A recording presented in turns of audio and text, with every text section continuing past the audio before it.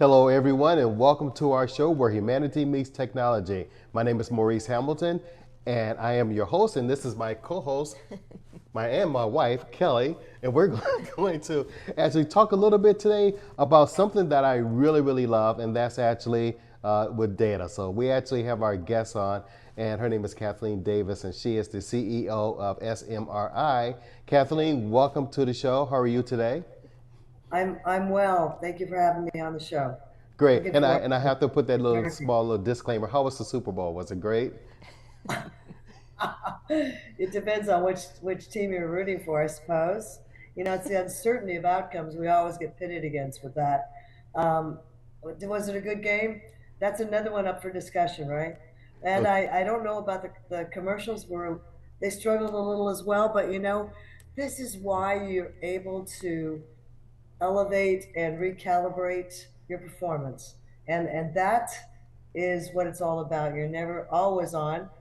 And I think that they like to always look at ways to get better regardless. So I'm thrilled to say I made it back in one piece. And I think that is such an amazing high when you're around all that energy with the two Yes. teams, and everyone is so excited to be there. No one sleeps, which is why my voice is gone. We know how that goes. We Because we felt the there's experience so through much the going on TV. there, and, We and New sure Orleans, did. what a great host city. Yes. I had the pleasure of teaching. I won't tell you how far back, at Tulane, Oh, and so it was nice to get back. And the people in that city know hospitality. yes, They they know how do. to make you feel welcome. And so that I understand why the NFL goes back there. And it's now, I think, going on 9 times, 11 times, 11 times. And they just do it, they do it right. And then the Superdome has been through such an amazing transformation. They have put, I don't know if you realize this, but billions of dollars into that venue to host the Sugar Bowl and then the NFL event. So it's amazing. They've changed all of the walkways, and I don't have. Has anyone been in the Super Bowl, the actual venue? Has it have any of No, it No, we've been never had the been there. pleasure? No. no. No. Oh, it's amazing. I think they cut back on the number of seats, but we're talking 90,000 at one point, right? So a lot of people. Good, good. Well, let me talk about something else that's amazing, and it's what piqued my interest about your organization, and that's going back and look at the legacy way that we actually capture data from clients or customers Yes. or anybody, and that's with the surveys. And I want to talk a little bit about Survey Edge and how you all have figured out how to do it with live streaming, how to do it with auditory, how to do it with gamification, how to do it with the traditional methods. And you've actually brought on a unique approach in order to do that. Can you actually talk a little bit about how you guys have actually taken the traditional way of the survey and how you take that data and so customers can actually retrieve it and get the information in real time and how they can make better business decisions? Can you elaborate on that a little bit? You're asking me to talk about my passion. That's going to be tough. See? I thank you. Thank you for the opportunity. I can't believe I've been working at this with Jason McCloskey, who is an amazing colleague of mine. We both went to USC, so don't hate us. And he got his degree in bioengineering, and mine was in business analytics. And we met at a function down here, and he was running the alumni group at the time, and that was 9 years ago. And at the time, I was just being introduced to the online world of surveys, and I was like, Jason, can you believe that they want us to do these tests online? There's no engagement. They're not fun. They look like a test, and it's a turnoff. And no wonder they have 1% response rates. And I can't do this. I can't do it with my colleagues. We have to develop something that will follow what I think is important when it comes to having a conversation with anybody. It's how you engage. Yes. And when you feel like you weren't engaged Yes. with people and they are having a conversation, and it's not a test, all of a sudden they don't mind doing that survey. And so we went from 1% response rates to 1 in 4 or 24% response rates, which was what you want. You want to have that bandwidth when it comes to listening to people. And if you have 1% of the population responding to your survey, it's just not going to work. And so I kept thinking, and I had this gentleman, Jason, and he now works with Amazon Cloud Computing, and we both collaborate together on other projects. And our next one is augmented reality. And don't get me going on that one, but he and I said, Jason, can you do this? And he would program it, and all of a sudden, oh my God, you did much more than I asked you to. And then I said, can you do something that has gamification, that engages people, that has audio and visual, that has a capability to drill down to the zip code mapping level, so you can have live streaming conversations without having to recalibrate and readjust and redo a survey with using the same platform, which is live streaming. And once you get feedback from the people in the zip code, then you can find out, well, then if that is true, would you like this as an option?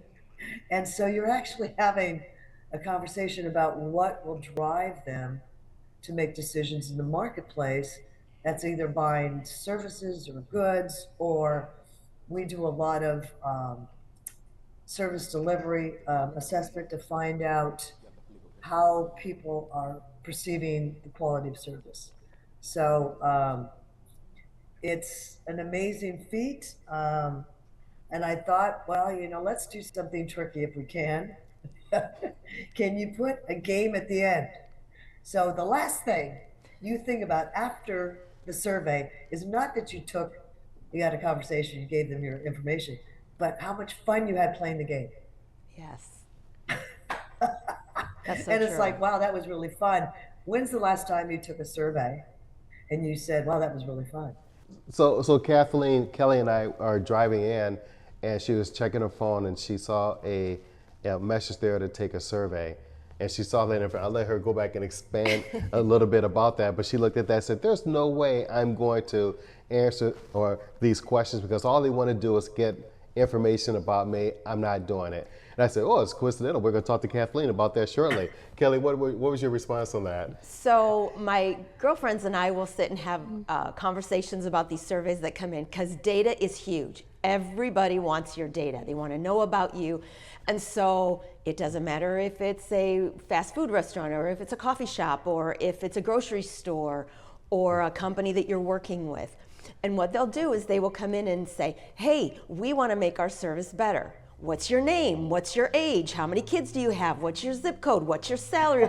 And it's like you're answering all these questions, and that's not helping them improve their service. And even if that's at the very end, if they ask my specific information, I will not process through with the survey. Brilliant.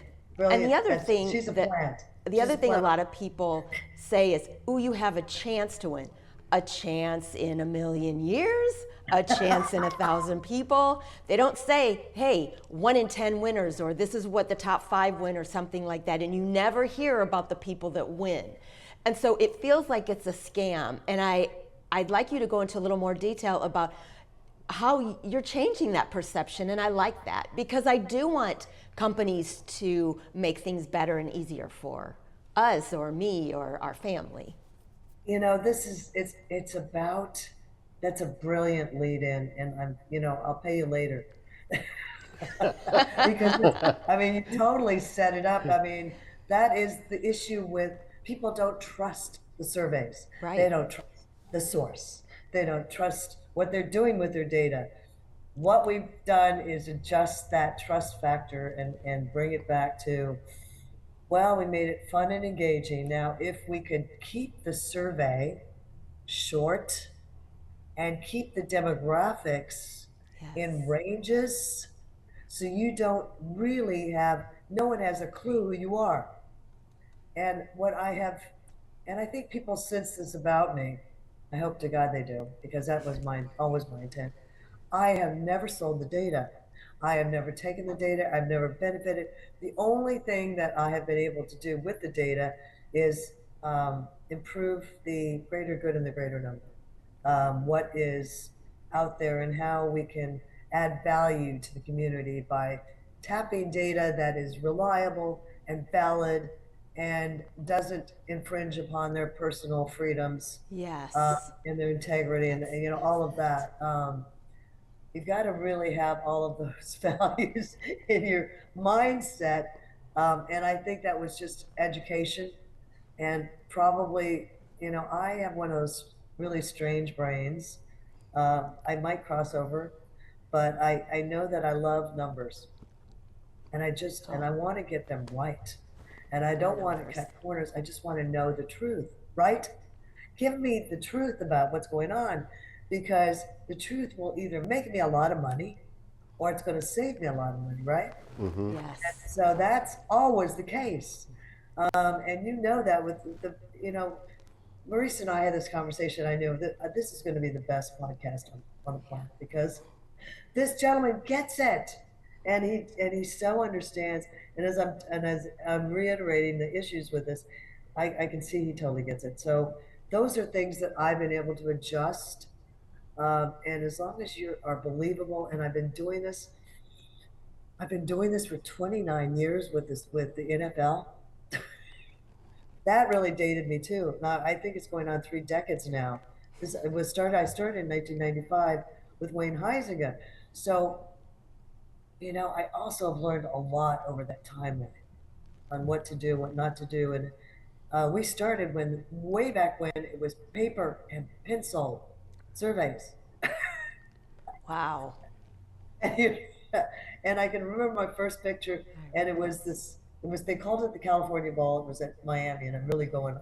I do this in my classes, so forgive me. I always go on divergence, but I think these are great stories. There was an older woman from San Francisco, and it was San Francisco versus San Diego. The last time that San Diego was in it. I have to say that loud because I don't know if that's going to ever happen. But I remember standing there with my clipboard, with a paper and a pencil, and actually asking her the questions. I'm like, there's got to be a better way.